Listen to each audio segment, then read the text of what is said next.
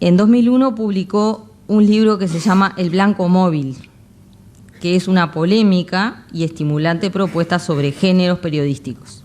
En el 99 publicó La Guerra de Siempre y en 2002 Israel-Palestina, la Casa de la Guerra. El conflicto en Medio Oriente ha sido uno de sus temas de especialidad. También ha dirigido varios libros colectivos, entre ellos Grandes protagonistas del siglo XX. Esto es una muestra y un indicador de quién les va a hablar ahora del futuro periodismo. Por eso le damos la palabra. Buenas tardes. La primera cosa que quiero decir es que yo no sé hablar sentado, con lo cual me tengo que poner de pie y me voy a poner por ahí, y yo creo que con una voz razonablemente sonora que tengo se me entenderá. ¿No querés sostenerte el micrófono? Pues no lo sé, es que me sentiré como el puma si me das eso. Pero bueno, si no queda más remedio, si veo que si ustedes ven que no se me oye, pues tendré que hacer un poco de vocalista. Ahí estás. Pero me permitirán que me quite el saco, como realmente me encuentro en familia, o casi, o prácticamente, o en cualquier caso, en la comodidad absoluta de poder hablar. Tampoco quiero hablar muchísimo. Ah, muy bien. Ah, mira que bien. ¿Se toca algo por aquí? A ver. Yo te iba a acompañar, sí, y me voy también. Sí, bien. Bueno, vamos a ver. Tampoco quiero hablar muchísimo rato, para dar tiempo, si alguien quiere intervenir, si hay algún tipo de diálogo, de discusión, debate o lo que sea, que siempre creo yo que es interesante. Y si no lo hay, yo diré algo para que Danilo Arvilla se enfade y entonces podamos discutir, etcétera. Sí, bueno. Bien, vamos a ver. Quiero empezar con una imagen. El tema, por supuesto, es el futuro del periodismo, el periodismo actual, el estado de la cuestión de lo que significa en estos momentos hablar de periodismo en Occidente. Digo Occidente porque el periodismo evidentemente es un invento occidental, incluso dentro del occidental anglosajón. Son los anglosajones, ingleses primero, norteamericanos después, los que cultivan el mejor periodismo, el más completo, el más amplio, el más extendido, el que se convierte en modelo en una medida u otra para todo el mundo. La imagen sería la siguiente. En los últimos 100, 120, 130 años quizá, el ser humano occidental, antes decíamos el hombre occidental, pero como las mujeres se han vuelto tan importantes ya no se puede decir el hombre occidental. Hay que decir el ser humano occidental, y las mujeres crecientemente en número, realiza todavía hoy, digo los últimos 120 años, una operación que podemos describir de la forma siguiente. Por la mañana, pronto, puede que esa persona, hombre o mujer, haya desayunado ya o lo deje para más tarde, baja a la calle, anda unos pocos metros, cruza la acera o no, pero anda unos pocos metros, eso es prácticamente seguro, se aproxima a una estructura que en Europa suele ser de madera y que se llama kiosco, saca unas monedas del bolsillo, billetes es poco probable porque tiene que ser un producto barato, lo que está comprando, lo que quiere comprar, y a cambio de esas monedas le entregan un fajo de papeles que llamamos periódico. Esto lo viene haciendo el ser humano occidental, fuera de Occidente también, por supuesto, pero está inventado claramente en Inglaterra todo esto. En los tiempos de la Revolución Industrial, fin del siglo XVIII, comienzos del XIX, y masivamente desde fines del siglo XIX. Entonces, este gesto, esta operación, este seguimiento de movimientos, de entrega de una cantidad, por supuesto, pequeña, periódico, etcétera, etcétera. Esto cada día lo hace menos gente en el mundo occidental. Cada día lo hace menos gente. Todos los días la suma, que todavía son muchos, por supuesto. Estamos hablando seguramente de 200 millones, o 150, o 170. No he intentado calcularlo nunca, pero estamos hablando realmente de muchísimas docenas de millones. Sin embargo, cada día es menos gente la que realiza esta operación. Y es más cada día de lo que lo será al día siguiente. Estos son hechos, obviamente yo no lo he contado, pero son hechos. Existe una organización, la más importante, de nuevo, del mundo occidental, de empresarios y responsables de prensa, la WAN, World Association of Newspapers, WAN, de la que he sido yo miembro del board durante 10 años, hasta mi jubilación, porque lo que ha dicho Mónica es estupendo todo, pero ya no soy subdirector de nada. Soy colaborador, escritor del País, hago editoriales, pero estoy jubilado ya desde hace poco, relativamente poco, pero bueno, todavía voy a reuniones y me convocan para discutir cosas, pero mandar, no mando nada ya, no mando nada, las cosas como sean.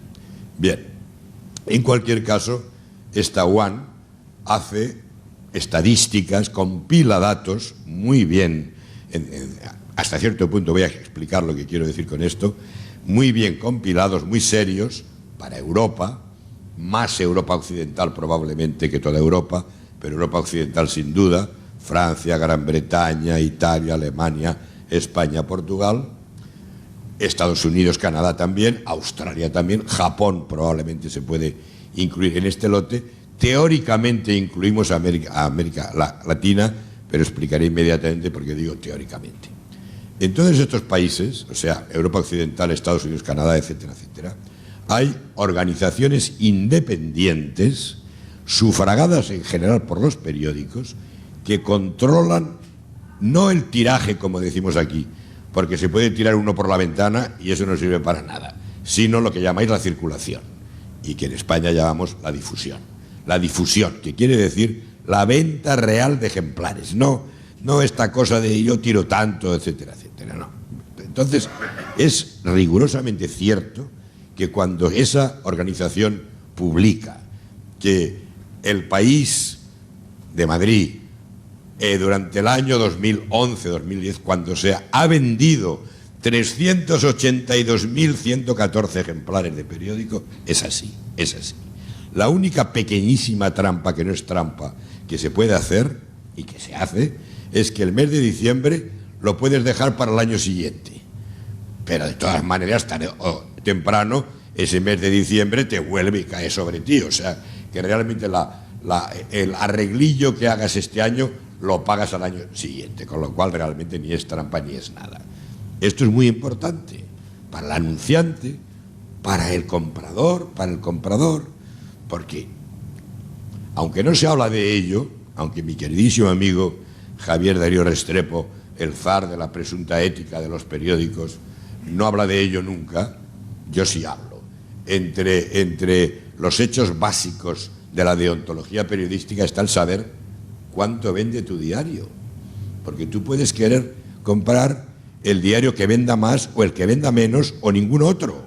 Es un dato, y añado que en América Latina no se sabe lo que venden los diarios. Se sabe lo que dicen los propietarios que venden y los directores, pero lo que venden los diarios, por supuesto que no, que de ninguna manera se sabe. ¿Por qué? Pues porque no hay organismos independientes que hagan ese tipo de control. Argentina, es cierto que en los 90, puede que no, incluso más tarde, a comienzos del siglo XXI, hubo un par de años que hubo auditorías independientes. Una de ellas la hizo una firma auditora muy importante, que quebró, por cierto, poco después, que no me acuerdo cómo se llama, pero era importantísima. Y sí, no digo que esos datos realmente debían ser fiables, pero no hay, de todas maneras, un trabajo sistemático. No se hace permanentemente. Cada año no existe ese control, y para poder comparar con el año anterior, con el siguiente, incluso comparar perfectamente venta de domingo, venta de lunes, si es que es periódico que tiene venta deportiva importante, venta del resto de la semana, etcétera, etcétera. Todo eso no se hace en ninguna parte en América Latina. De unos nos podemos creer lo que nos dicen y de otros menos. Danilo y yo discutimos, no acremente, porque somos personas que nos queremos mucho, pero discutimos sobre que si en Lima, que si un periódico, que si otro periódico, que si resulta, en fin, admitiendo que sea medio verdad lo que cuentan los propietarios de prensa en Lima, que conoce muy bien Danilo, pero yo también, podemos admitir que coyunturalmente esa fórmula que he dicho de que cada día se venden menos ejemplares que el anterior, pero más que el siguiente, puede no ser verdad en Lima entre el año pasado y o de hace 3 años. Puede ser. Yo no estoy diciendo que ese axioma, ese punto de vista, se cumpla matemáticamente en todos los kioscos de venta de periódicos del mundo occidental. Claro que no, pero para entender de lo que es una tendencia, para ver realmente en qué sentido van las cosas, hay que trabajar con los grandes números, hay que ver Europa qué vende, Estados Unidos qué vende y América Latina imaginarnos qué vende porque no tenemos datos fidedignos. Y esos datos fidedignos sí que sí tenemos son los siguientes. Desde 1995 se puede discutir si podemos empezar el 94 o no, pero es igual, yo he elegido el año 95 para que no haya duda. Desde el año 95 hasta 2011, hasta el año pasado, el número de diarios publicados en Estados Unidos y Europa y el número de ejemplares vendidos en ambas zonas del mundo no ha dejado de descender todos los años, absolutamente todos. Esto no lo digo yo, no es una cosa que se me ocurra a mí, estos son datos publicados con el máximo rigor, con el convencimiento más absoluto de que es cierto esto. Y es casualidad, pero en ese año 95 había 5.500 diarios en Estados Unidos y prácticamente la misma cifra en Europa. 5.532 o 25 o lo que sea, pero 5.500 en números redondos. En Estados Unidos han cerrado varios cientos de periódicos, varios cientos, no 31, varios cientos. En Europa menos, pero bueno, pero son cifras que siguen siendo significativas. Daré el dato simplemente. España tenía 132 o 133 diarios, incluyendo deportivo, económico, etcétera, y hay veintitantos menos. Hoy hay veintitantos menos que solo hace 5 años, veintitantos menos. No son muy importantes. El más importante en cerrar ha sido Público, el único diario de izquierdas de toda Europa. probablemente era el único diario de izquierdas de toda Europa, de España en cualquier caso sin ninguna duda. Bueno, que entre regalos y cosas del Partido Socialista, porque era por supuesto el Partido Socialista que estaba detrás de ese periódico, entre regalos y militantes y cosas de estas, pues distribuía, digo cuidadosamente distribuía, en vez de decir vendía, distribuía 80 o 90.000 ejemplares, que bueno, no es muchísimo, pero tampoco es insignificante. Ese es el más importante de los diarios que han cerrado en estos últimos 3-4 años en España. Más datos. Éramos periodistas en toda España hace 5 años, no 10 o 25 años, entendiendo por periodista todo aquel que se gana la vida con una labor, con una tarea periodística. Éramos 30.000 y un pico. Bueno, hoy hay 8.500 menos. Hoy hay 8.500 menos en España. Es decir, gente que ya no se puede ganar la vida con el periodismo. Aquí puede haber fronteras dudosas. ¿Entra en el periodismo lo de jefes de prensa de empresas? Pues no sé, yo opino que no, por supuesto. Pero bueno, a efectos de estadística, pues puede entrar o no entrar. 8.500 periodistas menos con seguridad absoluta. Hagamos una mirada un poco más rápida, un poco más sobrevolando todo esto.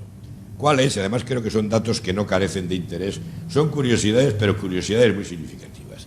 ¿Cuál creéis que es el país del mundo que desde el 95 hasta la fecha, aunque ha bajado también, tiene mayor índice de compra de diarios?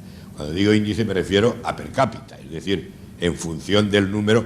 La forma de calcularlo esto es cuántos diarios se compran por 1.000 habitantes, con lo cual tenemos una cifra relativa, pero que expresa muy bien el grado de penetración del diario que sea en el país correspondiente.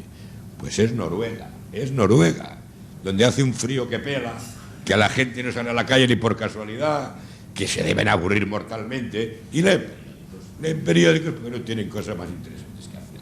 En los países de sol y de mar hay cosas más interesantes que hacer que leer periódicos, ¿eh? Lo digo delante de quien sea esto, ¿eh? Delante de quien sea. Hay cosas más interesantes que hacer que leer periódicos. No está mal leer alguno alguna vez, tampoco digo eso, tampoco digo que no, pero hay más cosas que hacer, Creedme, más de 400 ejemplares por 1.000 personas se venden todavía en Noruega. Digo todavía, porque cuando se hizo la estadística primera, cuando yo tuve el primer dato, que estoy hablando de 2006, que fue el último año que fui yo miembro del board, estaba Noruega en 490, ahora está en 400 y algo, y desciende más lentamente que otros países, o sea que mantiene, pero daos cuenta, aunque solo sean 420 o 430, pensad que es casi un periódico cada 2 personas. Hay que comprar periódicos al niño recién nacido para hacer una estadística que funcione de esa manera. Nace un niño, venga, periódico enseguida para el niño, porque si no, no hay manera de que haya... Sí. Es el país más rico de Europa. Es el país más rico de Europa, efectivamente, eso tiene que ver, que duda cabe. Bueno, en cuanto a per cápita, Luxemburgo está un poco por encima, porque Luxemburgo no es un país, es un casino, un francobordo, en fin, es un sitio donde se hacen negocios por cuenta de otro. En cambio, Noruega sí es verdad que es un país, y un país precioso, además precioso, una maravilla. Los fiordos, es un tópico decirlo, pero son impresionantes. Bien, 400 y alguna bestialidad.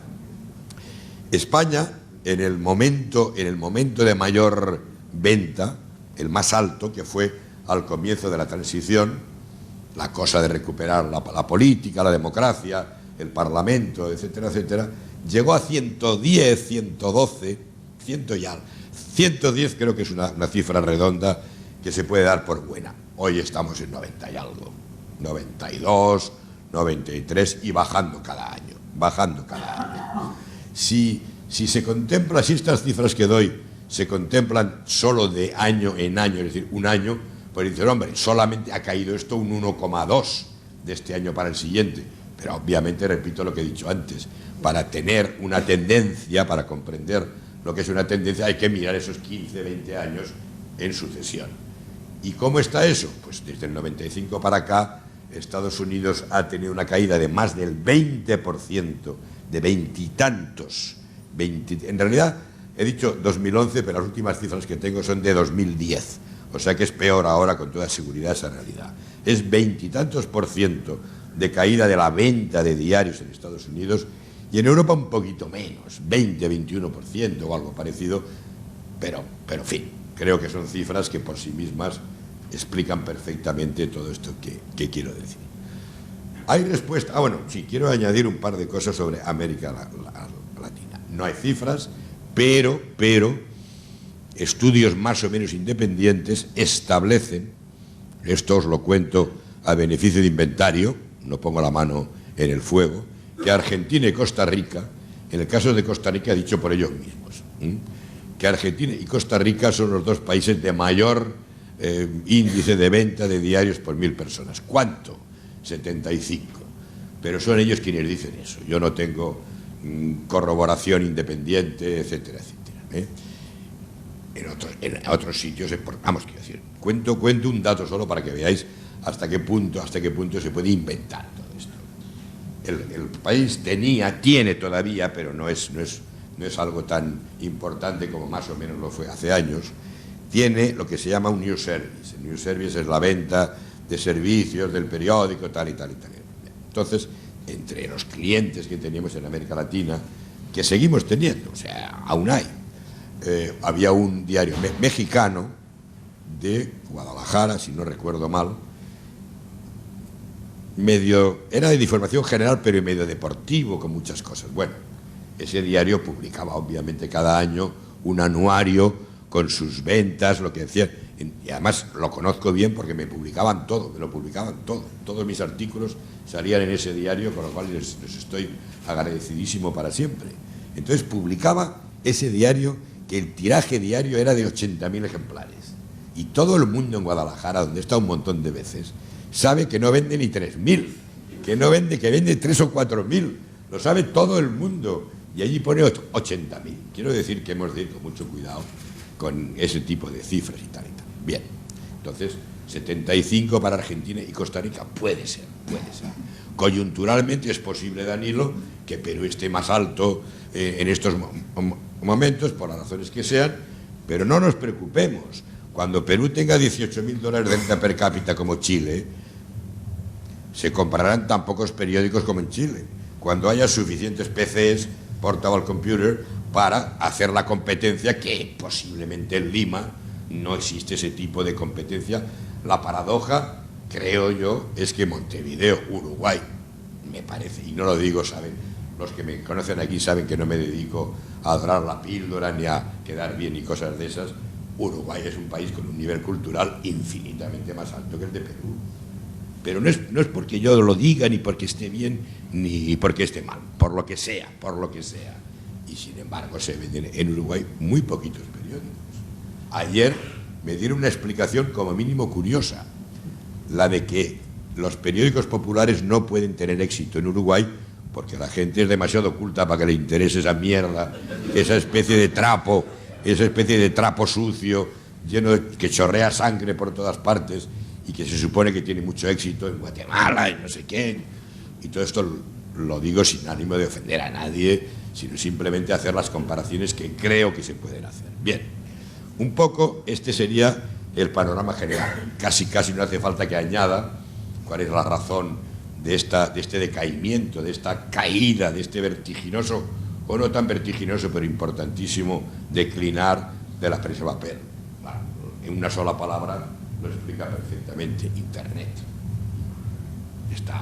Está perfectamente claro, igual que al molino de viento, al molino de agua, le sucedió la máquina de vapor a fines del 18, comienzos del 19, pues ocurre que el periodismo electrónico está sustituyendo, en cuanto a presencia, etcétera, etcétera, al periodismo impreso. No tiene que ser terrible eso por definición, aunque yo soy de papel y moriré siendo de papel y jamás se me ocurrirá nunca decirle a nadie: oye, contrátame en tu digital, porque lo primero que ocurriría es que esa persona diría: ¿qué dices? O sea, obviamente yo estoy donde estoy y permaneceré ahí hasta el resto, el tiempo que quede, etcétera, etcétera. Pero no tiene que ser terrible. Una cosa que digo tanto en el curso de Madrid como en el de Cartagena, al que asistió Felipe Llambías, que está aquí en la segunda fila hace 2 años, es que todo lo que aprendamos del periodismo impreso vale para el digital. Todo, absolutamente todo. No es tan... Sí es distinto, claro que lo es, por supuesto que sí. Pero no estamos diciendo no. Nos trasladamos a otro planeta y es que el digital se hace con el dedo en la oreja y tienes que mirar al cielo para escribir. Estás haciendo periodismo basado en el periodismo impreso que hemos hecho siempre. Es verdad, y hay que decirlo claramente, que el periodismo digital añade cosas estupendas, cosas magníficas. Tenemos audio, tenemos vídeo, tenemos interactividad, tenemos chats, tenemos ese instrumento maravilloso para el conocimiento de nuestro mercado, que es el sondear, el saber permanentemente qué secciones interesan más, qué noticias son las más seguidas. Que cuidado, de ninguna manera quiero decir con ello que es como esclavos nos dediquemos a hacer lo que las encuestas nos indican, para nada. Los verdaderos periódicos dirigen, no siguen. Pero espero tener en cuenta qué es lo que interesa al público. Por supuesto que eso es algo válido, algo que realmente es bueno. En fin, yo recuerdo, antes de toda esta época, antes de este desencadenamiento tecnológico, cómo el país se gastaba bastante dinero cada 2-3 años haciendo encuestas muy completas de qué tipo de lector teníamos. Y costaba plata larga eso.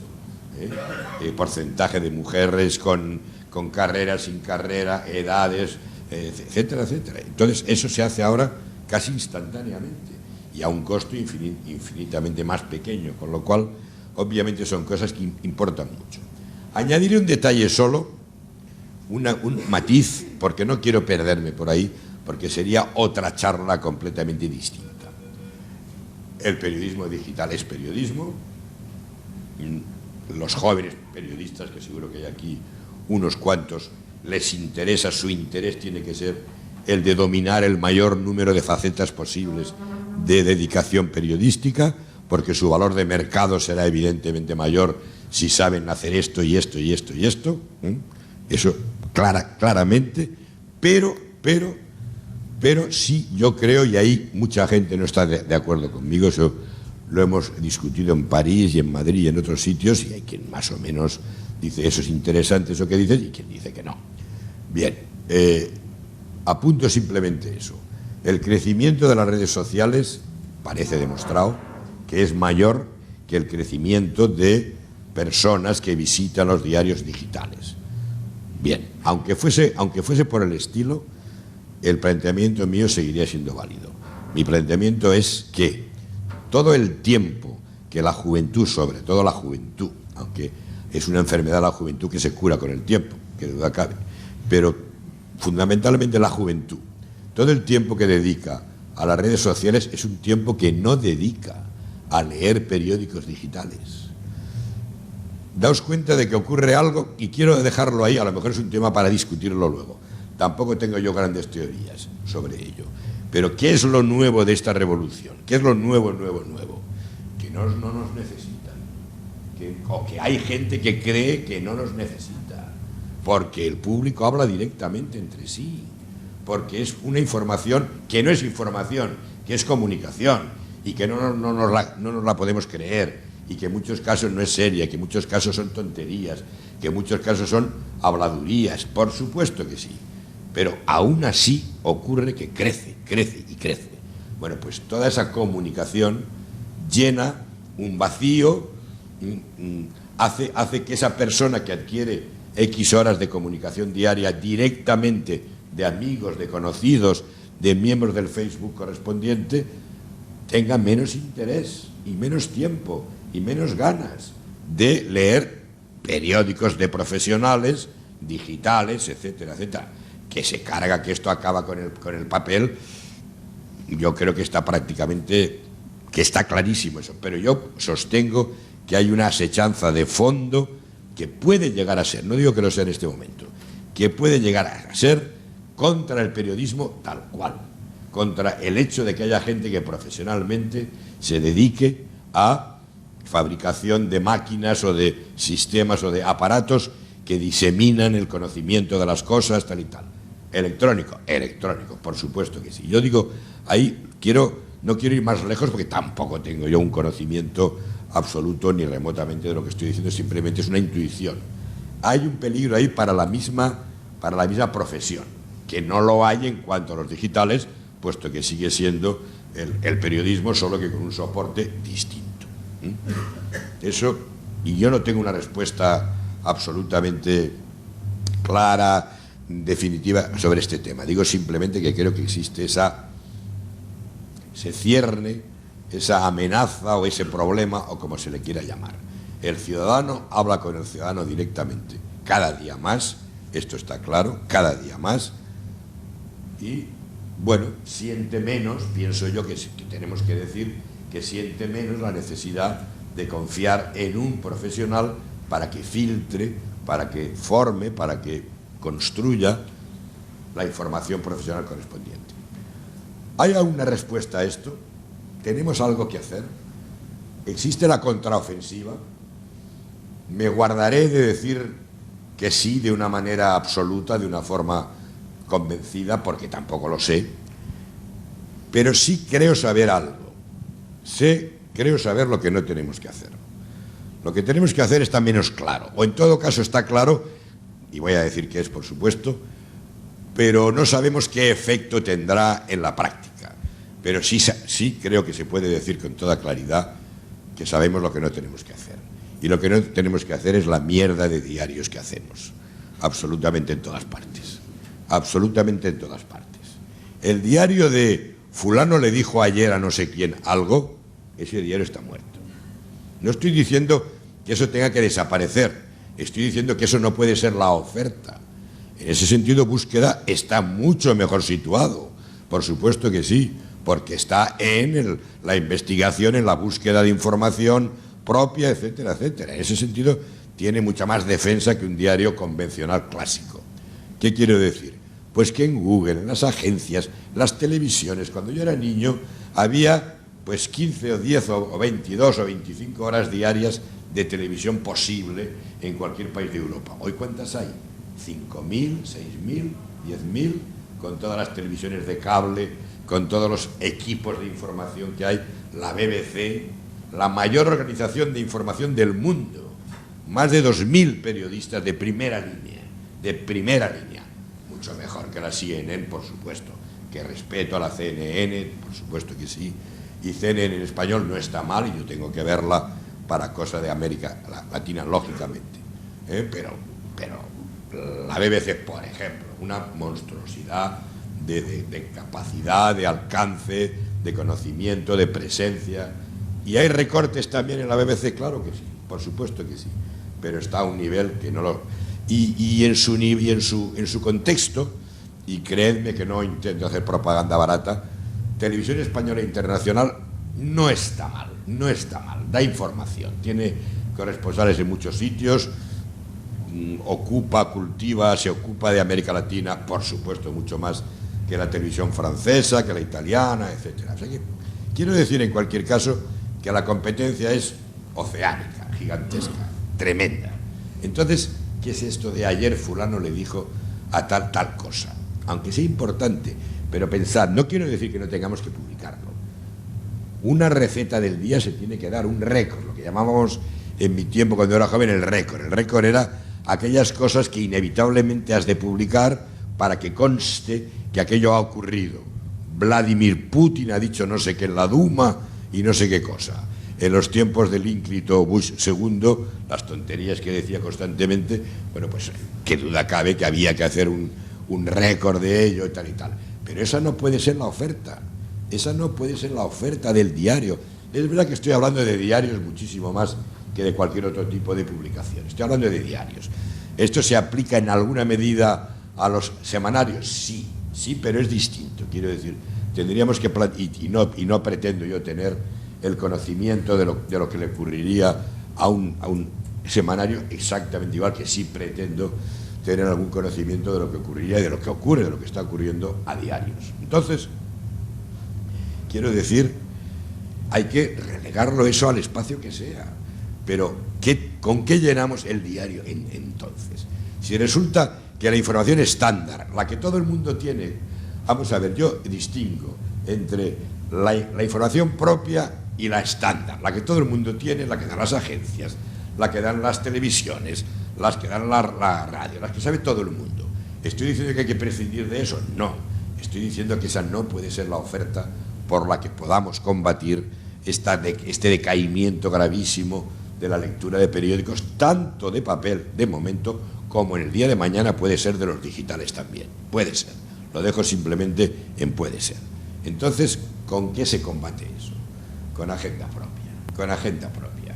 Y los anglosajones, de nuevo, son los que llevan la línea melódica fundamental. Haced el esfuerzo, que no es esfuerzo en realidad, de ver, sobre todo los periodistas, las primeras páginas del New York Times. De 2 o 3 años a esta parte, no de hace 15 años, de 2, 3, quizá 4. Cada día hay menos noticias del día en la primera página del New York Times. Hay material propio, discutible. Yo no digo, con ello no estoy diciendo que siempre uno tenga que estar de acuerdo con lo que hacen. El último ejemplar que he visto en New York Times en Madrid fue el martes o el miércoles por la mañana quizá. La primera página era interesantísima. El tema principal era un reportaje, no algo ocurrido las 24 horas anteriores, que es de lo que hemos vivido los diarios siempre. 24 horas, fulanito hace, dice, etcétera, pues venga, a publicarlo todo. No, era las oportunidades de negocio que hay para norteamericanos. ¿En dónde? En Kosovo, la provincia serbia desgajada de la Serbia histórica por una desgraciada operación de la OTAN, pero bueno, no vamos a entrar en este tema ahora. En Kosovo dominaba la primera página ampliamente. No afirmo que esté bien, lo ignoro si esto funciona o no. Lo que estoy diciendo es que el New York Times sabe que no funciona lo otro, que lo sabe perfectamente. Este año, por primera vez, quizá desde el año pasado un poquito, aparte de las clases que doy en la Escuela de Periodismo del país y de hacer que, sabe Felipe en qué consisten, porque lo de Cartagena es una gota de agua, más en pequeñito, pero es prácticamente lo mismo que hago en la escuela de mi periódico. Entonces, quiero decir, llevo algunos días a clase las primeras páginas del New York Times para que los alumnos vean.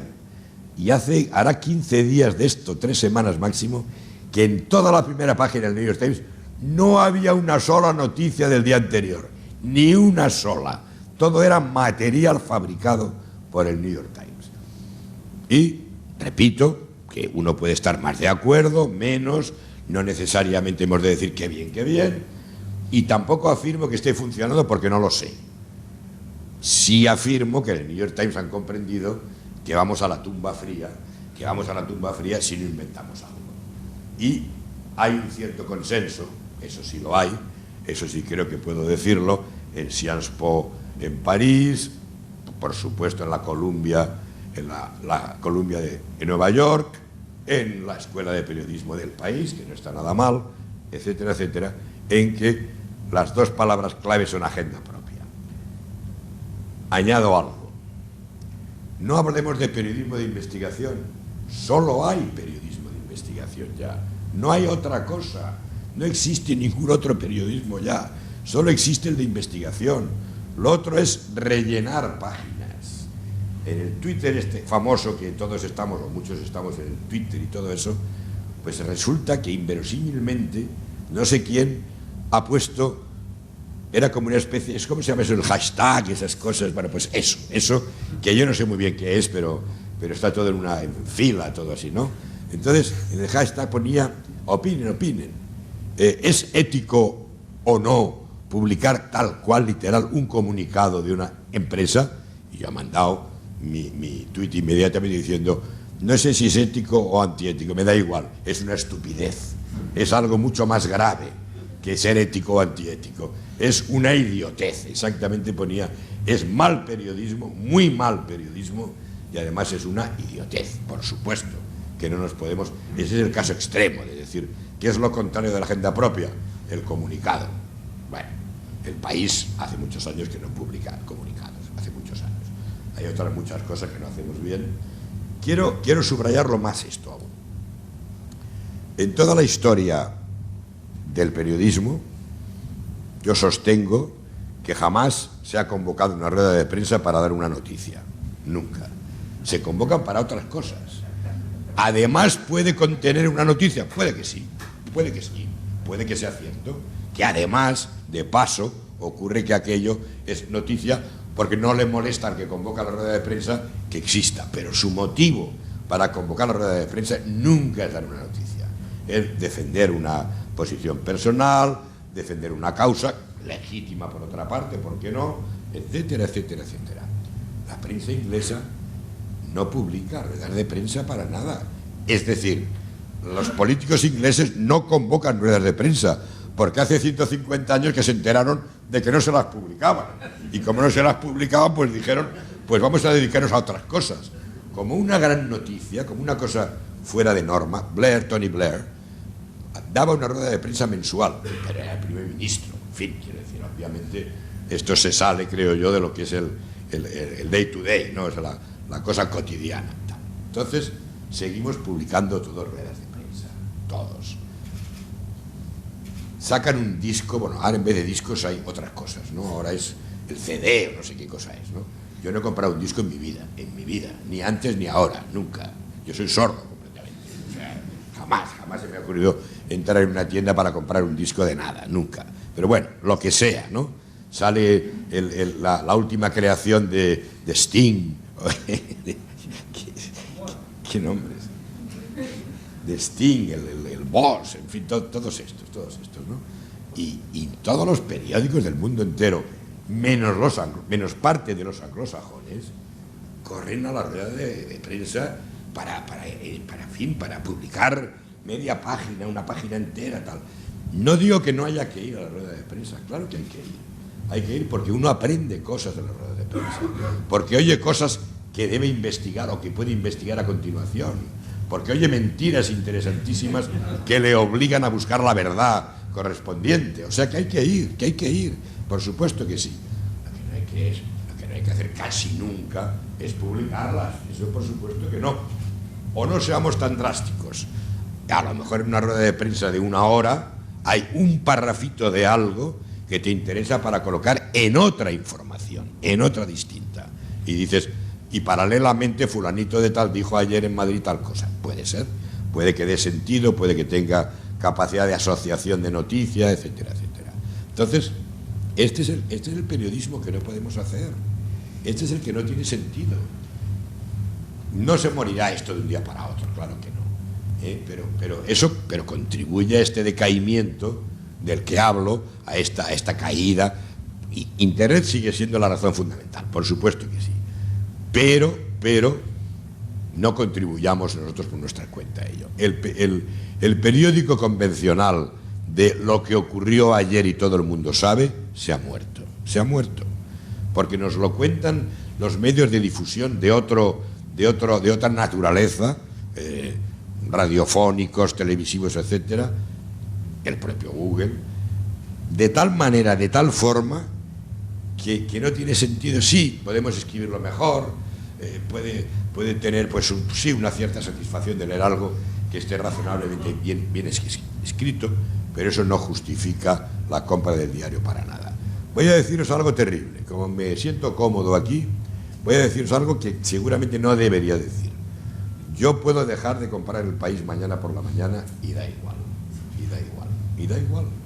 Porque yo veo la BBC, porque tengo publicaciones especializadas, porque me envían por mail de 50 agencias progres casi siempre, sus cosas que publican de tal y tal. Y lo del País, pues sí, pues ya me lo contará alguien, Y si resulta que me cuenta algo muy interesante, pues sí, cojo el periódico, entonces, y leo lo que haga falta y tal. No digo que no lo hagan, leo el diario, por supuesto que sí. Somos animales de costumbres. Yo he leído periódicos desde niño. En mi casa, en Barcelona, recibíamos 3 periódicos diariamente, 3, no 1, 3. O sea que yo realmente he crecido poco, pero he crecido rodeado de diarios por todas partes y seguiré haciéndolo eso, por supuesto, hasta el último instante. Pero se puede dejar de leer el periódico diario, se puede. Si uno hace el esfuerzo de enterarse por otros medios, se puede hacer perfectamente. Bien. Entiendo que, o por lo menos he intentado trazar un cuadro, una panorámica, un contexto dentro del cual nos encontramos. ¿Qué tenemos que decir de América Latina?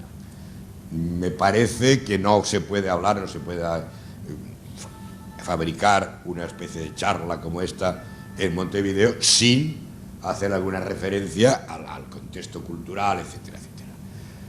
Empecemos diciendo que América Latina evidentemente no existe, o hay 12 Américas Latinas distintas. De ninguna manera estoy pensando que Montevideo sea Tegucigalpa, dicho sea con todo el respeto para los tegucigalpeños o como se llamen, por supuesto. Pero con todo ello hay un elemento más o menos común, que es la lengua castellana. No quisiera parecer patriota, que es de muy mala educación en España ir de patriota por ahí, pero América Latina existe solo por una razón, España. Esa es la única razón que explica la existencia de América Latina. La misma lengua, con los matices que se quiera, con los modismos, con todo lo que usted quiera, pero lo único que justifica la existencia de una cosa que se llama América Latina es España. Y eso es bueno, malo o regular. No estoy haciendo propaganda en el sentido burdo, por lo menos no, del término. Entonces, hay elementos comunes.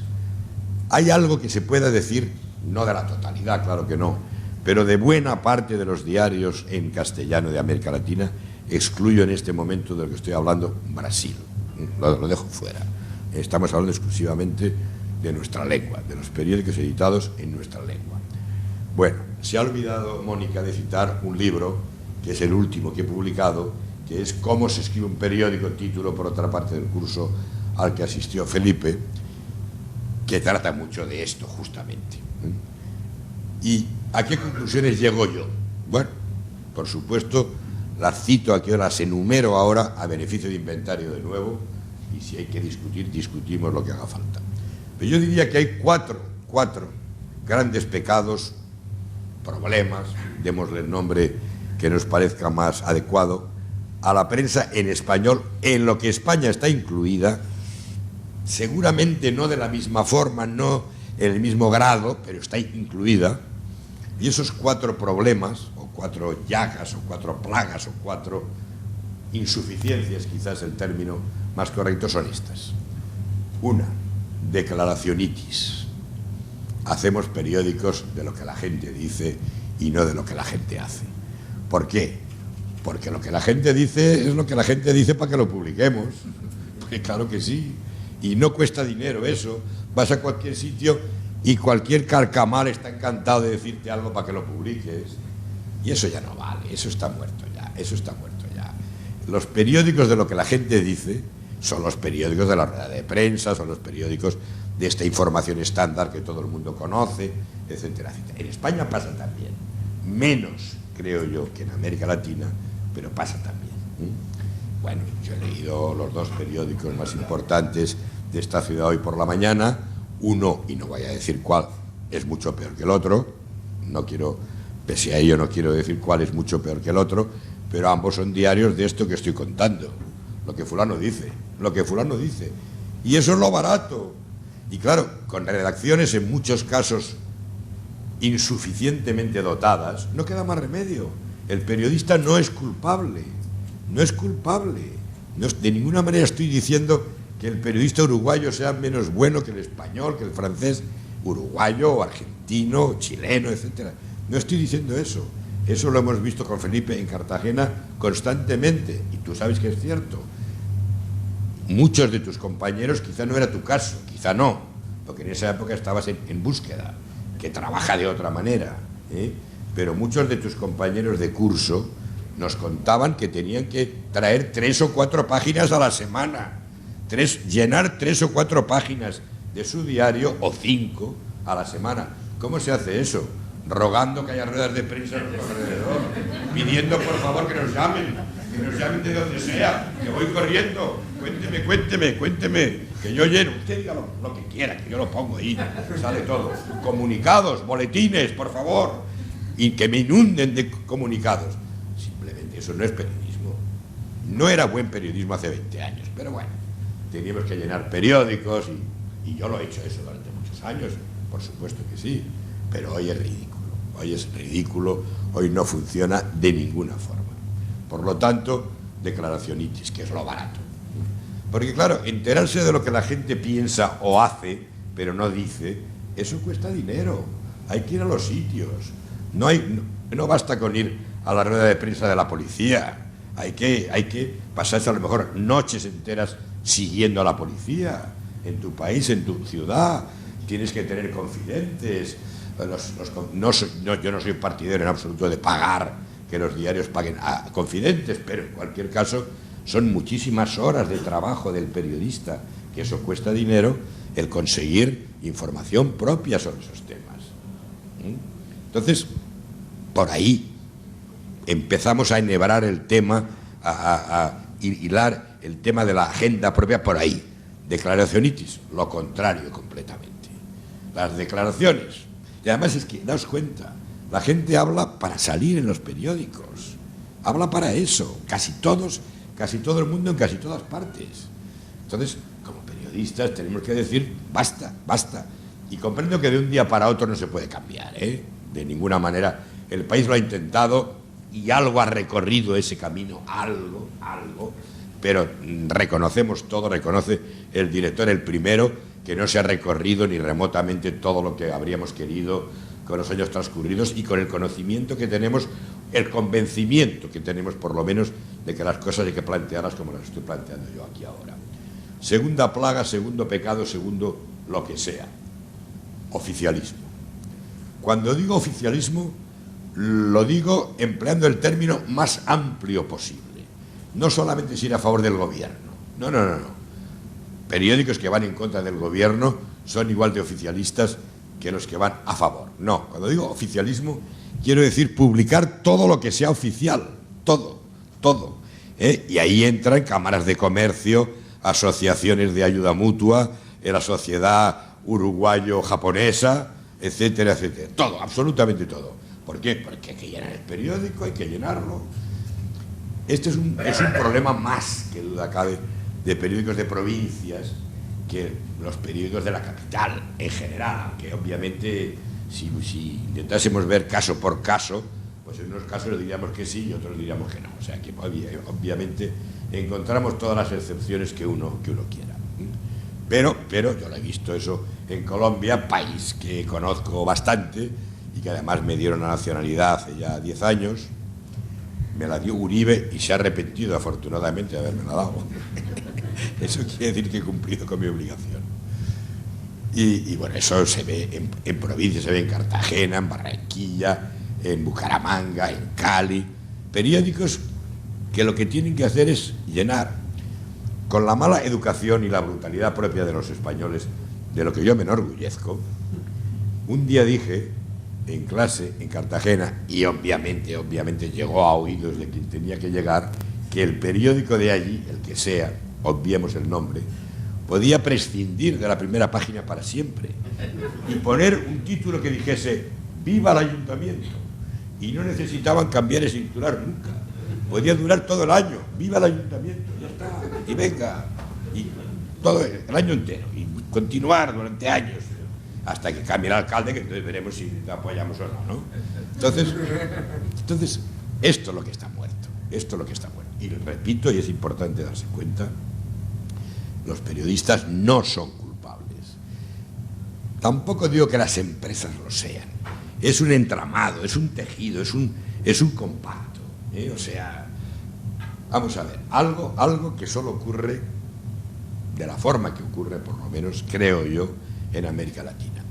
El número de periódicos en América Latina que existen no por razones mercantiles ni económicas es mucho mayor que en Europa y mucho mayor que en Estados Unidos. Periódicos pequeños o relativamente pequeños que existen para defender los intereses del propietario, que es un cacique, que es un caudillito local, que es un señor que manda mucho, que es un señor que tiene supermercados, que es un señor que tiene cines.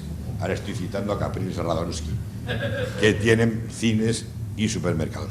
El otro tiene el Estado para hacer lo que le dé la gana, o sea que de ninguna manera estoy yendo a favor de uno u otro cuando digo esto. Bien, entonces es una cuestión que no se resuelve de un día para otro, que no es este fin de semana cuando se va a resolver, y que puedo decir esa cosa tan socorrida, tan sabida, tan fácil de contestar. ¿Cómo se resuelve esto? Con educación. Bueno, pues sí, claro.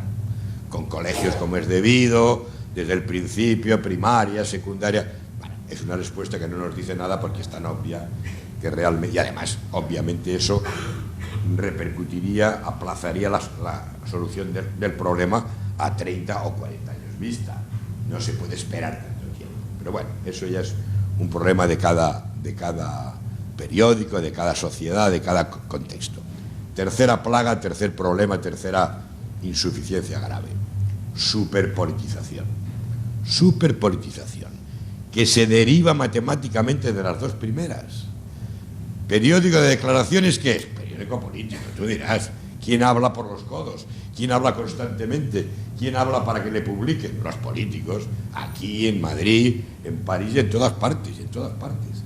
Y el oficialismo también, o sea, declaracionistas y oficialismo se unen para formar periódicos superpolíticos.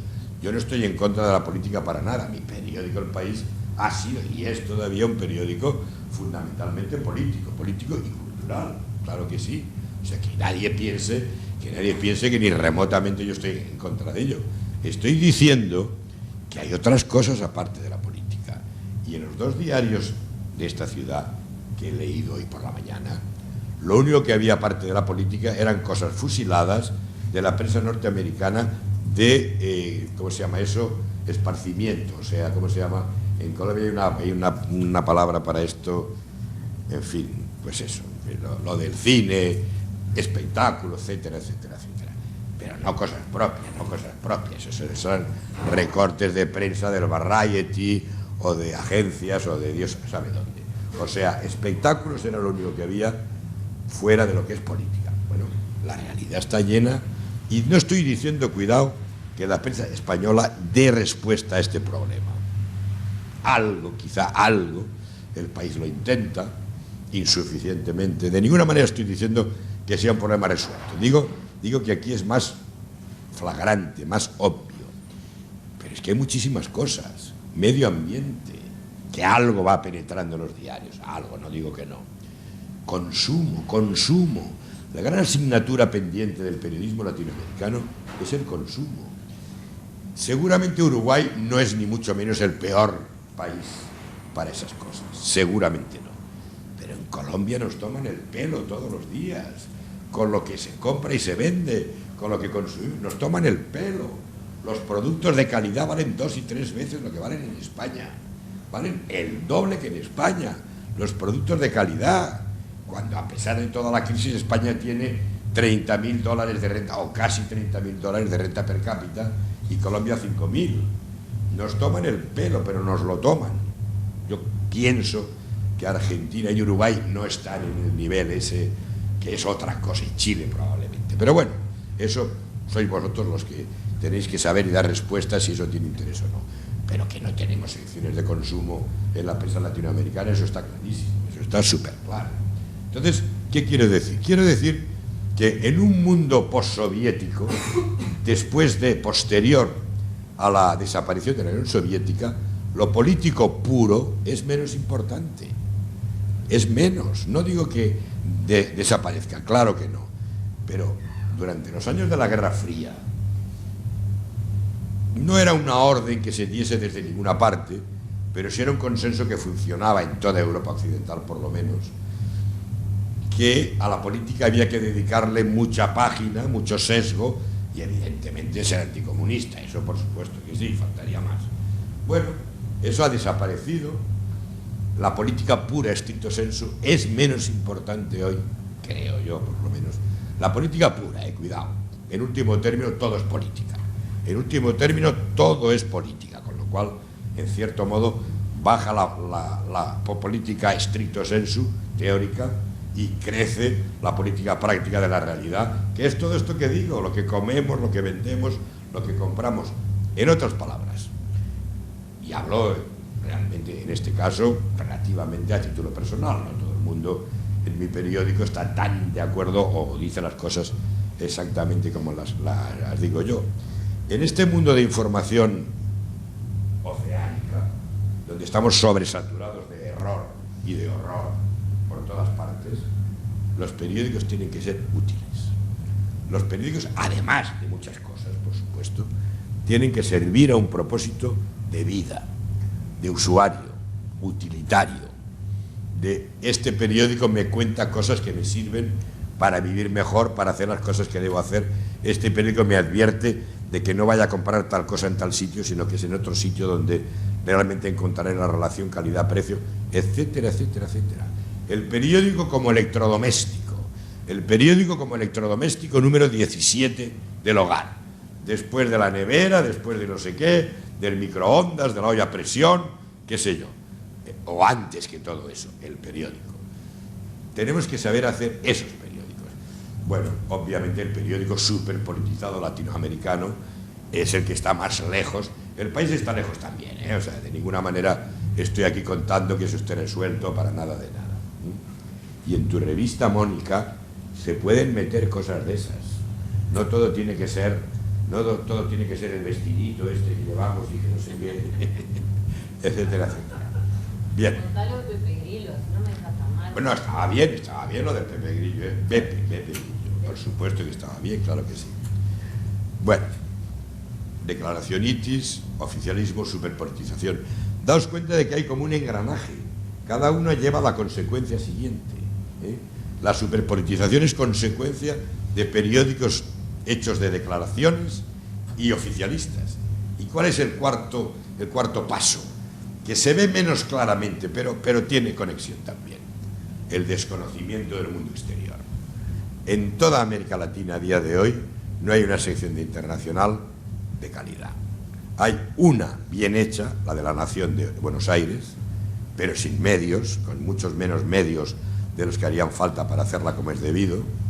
En estos periódicos que a Danilo le gustan tanto, de Lima, por supuesto que no saben ni que el mundo existe, pero entiendo perfectamente que son diarios distintos. Clarín, en su mejor momento, que dicho por el propio Kirschbaum, comiendo conmigo hace muy poco, no es el actual, obviamente con toda la guerra con Cristina y todas estas cosas, no puede serlo. Pero bueno, incluso saltando por encima de esa coyuntura, te admiten en Clarín que la realidad es muy dura y que su mejor momento pasó o existió hace años. No hay un solo periódico en América Latina con una sección de internacional como es debido. Como es debido quiere decir corresponsables. El teletipo está muy bien el teletipo para leerlo, pero no para publicarlo, porque ese teletipo lo da todo el mundo, lo da todo el mundo, lo dan todas las televisiones, lo dan todas las radios, lo sabe todo el mundo siempre. No es nada, y está bien hecho. Yo no digo, con esto que estoy diciendo no estoy cargando contra las agencias para nada, eso sigue haciendo falta. ¿Para qué? Para tener una política informativa internacional. Tienes que leer el teletipo, tienes que tener... Bueno, ahora en vez de teletipo, ahora viene directamente por la maquinita, ¿eh? Yo digo teletipo, como digo imprenta. Ya no existen imprentas en ninguna parte, pero yo sigo diciendo, envía esto a la imprenta, ¿eh? Porque uno lo ha hecho durante muchos años y no hace falta cambiar vocabulario, si te entiende todo el mundo perfectamente. Y además es un homenaje y un respeto a lo que ha sido tantos años, de lo que hemos vivido y lo que nos hemos divertido con todo eso. O sea que hay que tener un respeto por ahí. Bueno, entonces, ¿qué ocurre ahí? Bueno, es evidente que Uruguay no tiene mercado suficiente para hacer una gran sección de internacional, por lo tanto no estoy culpando a nadie de nada, no estoy diciendo, parece mentira. Que Argentina no tenga un periódico internacional, eso ya es más discutible. Y que México no lo tenga es una vergüenza directamente, ¿eh?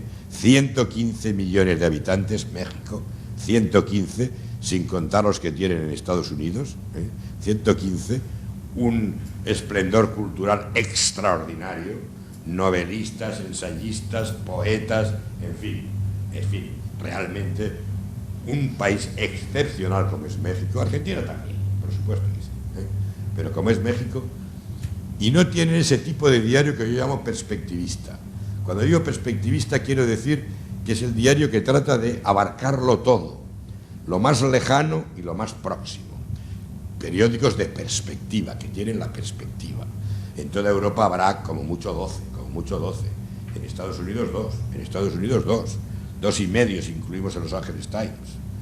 El Wall Street también, pero estoy hablando de generalistas, no estoy hablando de periódicos especializados. Entonces, está claro que hay mercados pequeños que no consienten la existencia de un periódico de esas características.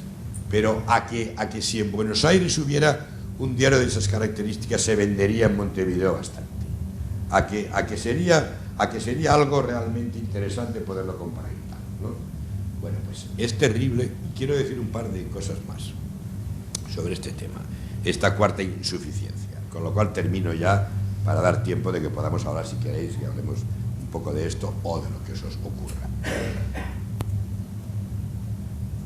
Ocurre, vamos a ver, ese periódico perspectivista yo lo defino, y El País lo ha sido, lo es todavía, pero con menos medios cada día. Todavía se puede hacer como, creo yo, aunque evidentemente el que quiera disentir de ello es muy dueño, pero creo yo que todavía se puede decir del País que es un periódico perspectivista. Pero efectivamente los medios con que se mueve el país hoy son claramente inferiores a los de hace 5 años. Hoy es viernes, ¿no? Pasado mañana hay elecciones legislativas en Japón y son importantes porque puede volver al poder el Partido Liberal Conservador, que fue el que construyó Japón después de la posguerra, MacArthur, etcétera, etcétera. Hace 10 años el país no habría dudado un instante. Tendría 2 personas en Japón, sabiendo que pese a todo esto es relativamente importante para España, solo relativamente. Pero justamente el marchamo del país era decir, estamos en todas partes, tanto si es importante como si no. No va nadie este año. O sea, que quiero decir que los medios que pone a contribución el país para hacerse como diario perspectivista son menores que los que lo eran hace unos años. Yo no diría que esté en peligro de momento ese concepto de perspectivismo, pero puede estarlo en un futuro más o menos próximo, eso sin ninguna duda. Bien, entonces es el diario que explica tu periódico al mundo y que explica al mundo a tu público, a tu país. México tiene que tener un periódico que explique a Estados Unidos qué es eso de México, que no tienen ni idea, porque entre otras cosas no se lo explica a nadie, y al revés. En fin, bueno. Obviamente hay países, repito, que no tienen mercado para que esto sea posible, tal y tal. Pero hay algo más. No digo que todos, absolutamente todos los diarios pequen de lo que voy a decir a continuación, pero los diarios aristocráticos pecan absolutamente de ello. La sección de internacional de la prensa latinoamericana, de agencia, es una sección para señores, no es una sección para trabajadores ni para lo que en tiempos de la colonia se llamaba los pardos, la pardocracia. ¿Qué quiere decir eso? Quiere decir que las secciones de internacional deben tener caché. ¿Y cuál es el caché? Rusia, Europa, Estados Unidos, por supuesto, y eso está justificado porque Estados Unidos influye en nuestra vida diaria en cualquier país de América Latina inmensamente, con lo cual eso no se discute para nada. Pero, salvo últimamente por las espectaculares andanzas de un señor que todo parece indicar que se está muriendo en Cuba, y un indio que hay en La Paz, y no lo digo eso peyorativamente, es indio, ya está. Yo no sé qué soy exactamente, pero soy algo, lo que sea, y me da igual, y además me da igual. Y un tal Correa que tiene un mal genio terrible. Entonces, salvo por los exabruptos últimos de estos tres personajes, las secciones internacionales de América Latina no tratan de América Latina, no tratan. En Chile no se ha informado sobre Bolivia jamás, pero jamás, y los tienen al lado, y además tienen, bueno, sí, por supuesto, lo de la salida al mar, la mediterraneidad, de eso solo, y encima ¿qué nombre le ponen a mediterraneidad? Europa, o sea, encima eso. Entonces, y termino ya casi aquí ahora, eso es un favor que se le hace que se le ha hecho, hoy día menos ya, pero que se le ha hecho secularmente a la prensa española, porque ¿quién informa más de México fuera de México? Creedme, la prensa española, ni la nicaragüense ni la guatemalteca, la española. ¿Quién informa? El caso de Argentina y Uruguay puede ser distinto porque yo casi que lo he visto siempre con un mismo país, casi. O sea que ahí sí que Uruguay pienso yo que ha de estar muy pendiente de Argentina por razones obvias, pero salvo excepciones, claro, o no a la inversa, exactamente, muy bien dicho eso. Entonces, salvo estas coyunturas específicas, ¿quién informa del resto de países de América Latina aparte de su propio país? ¿España? No todos los periódicos, claro que no. El País y el ABC fundamentalmente. El País y el ABC, el País tiene una edición latinoamericana que significa en la práctica 3 páginas diarias de América Latina. Y termino ya, en una reunión euroamericana de periodistas y periódicos celebrada en Burgos, Burgos sabéis, es una ciudad de la Castilla interior, celebrada ahora ya 7 u 8 años, no diré quién, pero un prominente periodista latinoamericano, que más de uno de los que están aquí lo conoce, no es uruguayo, tranquilicémonos que es uruguayo, ocurría que estábamos en la misma mesa, él y yo, y dijo estas palabras que recuerdo perfectamente, dijo, la cobertura europea de los asuntos de América Latina es muy mala. La española, bueno, puede que sea un poco menos mala, pero tampoco vale gran cosa. Tuve que pedir la palabra inmediatamente para decir, la cobertura europea de América Latina no existe. No hay ninguna cobertura europea de América Latina ni por casualidad. La prensa inglesa se puede pasar semanas sin dar nada de América Latina. La italiana un poquito, pero sobre todo de Argentina por la teoría absurda de que son italianos y cosas de esas, ¿no?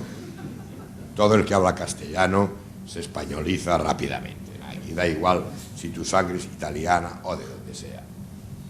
Bien, entonces quiero decir, esa es una realidad, es una especie de regalo, es una especie de bonus que se le ha concedido a cierta prensa española, la que lo puede hacer, la que quiere hacerlo, para informar sobre América Latina y tal. Entonces, todo creo yo que engrana en un mismo contexto.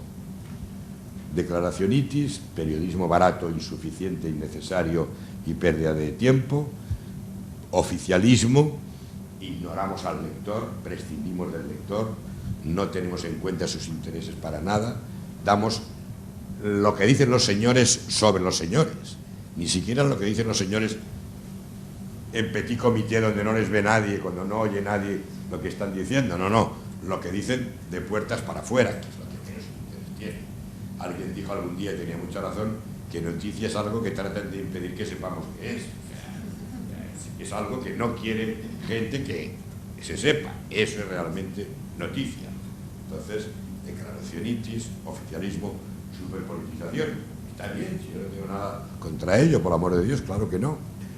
La prensa española es superpolítica también, por supuesto.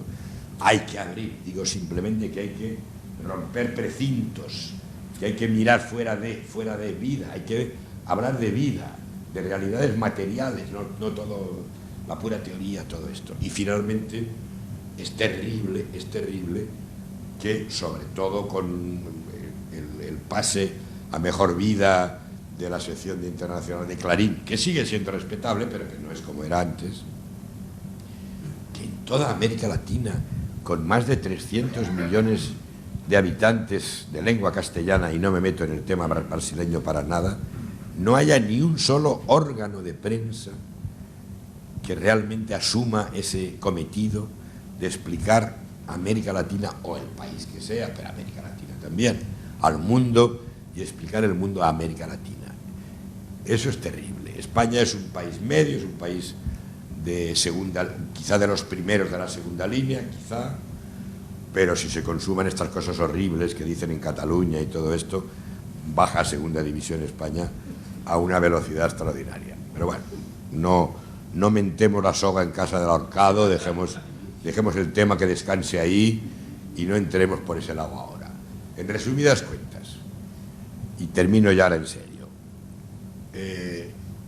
con toda esta situación, con toda esta problemática de Internet, con todo este decaimiento de la prensa papel, que se nota relativamente poco en América Latina, pero ha empezado a notarse, me lo dicen en el DF de México, me lo dicen directores de periódicos mexicanos, que se nota ya, me lo dicen en Buenos Aires, estuve en Buenos Aires varios días en septiembre pasado y fueron tan amables que comí con directores, exdirectores de periódico, amigos míos, por supuesto, de muchísimos años, Escribano, que conoce a Danilo muy bien, que fue el director ejecutivo en la práctica de La Nación, en fin, Kisbaum, etcétera, etcétera, etcétera.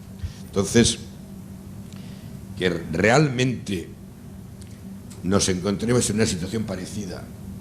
Sí, vamos a ver. Si la prensa en Europa y en Estados Unidos, fundamentalmente, aparte de ganar dinero, si era posible ganar dinero, lo cual está muy bien, lo que ha hecho es socializar, lo que ha hecho es democratizar, lo que ha hecho es poner en contacto o sea, hacer que se comuniquen las distintas partes de la sociedad. Y eso ha sido democratizador, y eso ha sido educador. No estoy diciendo, cuidado, que la prensa tenga que dedicarse a educar a nadie. Estoy diciendo que lo que hace, que es dar un mayor conocimiento de la realidad a su público, es democratizador y es educador. No es lo que buscamos, pero ocurre así, ocurre así. Bien, en este contexto de Internet, de decaimiento de la prensa papel, de no saber si la prensa digital heredará verdaderamente ese papel que ha ejercido, sobre todo, repito, en Europa y Estados Unidos, la prensa papel, la duda que tengo yo es si tendrá tiempo la prensa de papel en América Latina de completar esa educación, esa europeización, que no la podemos aquí ahora, no tenemos tiempo de enumerar o de enunciar o de explicarlo de una forma más completa, pero creo yo que me entendéis perfectamente lo que quiero decir. Si realmente le queda tiempo, tiene más tiempo la prensa latinoamericana que la europea, sin ninguna duda, ¿eh? Pero si queda tiempo para completar ese ciclo de educación democrática y societaria que ha ejercido la prensa diaria, no solamente la diaria, pero fundamentalmente la diaria, en Europa Occidental y en Estados Unidos. También se puede mirar el tema desde otro ángulo, es un poco lo de la botella medio llena o medio vacía. También se puede decir, podemos plantear un comenzar de nuevo, precisamente porque ha avanzado relativamente poco ese ciclo, esa labor, esa tarea de socialización ciudadana que ejerce la prensa y tal. Podemos empezar de nuevo con lo digital. Podemos plantearnos esa cuestión, olvidémonos o no lo olvidemos, pero no vivamos encerrados en lo que se ha conseguido hasta la fecha, sino que pensemos que empezamos de nuevo, haciendo periódicos digitales que cumplan esa función en términos prácticos, creo que se puede decir sin exageración, de democratización, de educación, de democratización, de pedagogía de las cosas, de conocimiento de quiénes somos y dónde estamos. Y cuidado, soy totalmente contrario al punto de vista angélico sobre la prensa. Yo rechazo todas estas cosas de convertir a un periódico en una especie de prolongación del Ministerio de Obras Pías o algo parecido, que el periódico como pedagogo, el periódico... Yo paso de esto completamente. Sí digo que nuestra función natural, que es la de ampliar el conocimiento de la realidad, contribuye a hacer mejores ciudadanos, contribuye a que las cosas tengan un sentido profesional mayor, etcétera, etcétera. No es nuestro objetivo es lo que es, explicar por qué pasan las cosas que pasan. Si a mí me piden una definición, y esto es lo último que digo, y si a mí me piden una definición de qué es el periodismo, yo digo que es un oficio, que quizá puede ser profesión, si uno lo cultiva con suficiente conocimiento y éxito, que a través de la palabra escrita, y más cosas evidentemente en el mundo digital, aspira a explicar al ciudadano por qué pasan las cosas que pasan. Y si tenemos algo de que hablar ahora, Mónica, ¿dónde está Mónica? Allí, bien. Me voy para allá.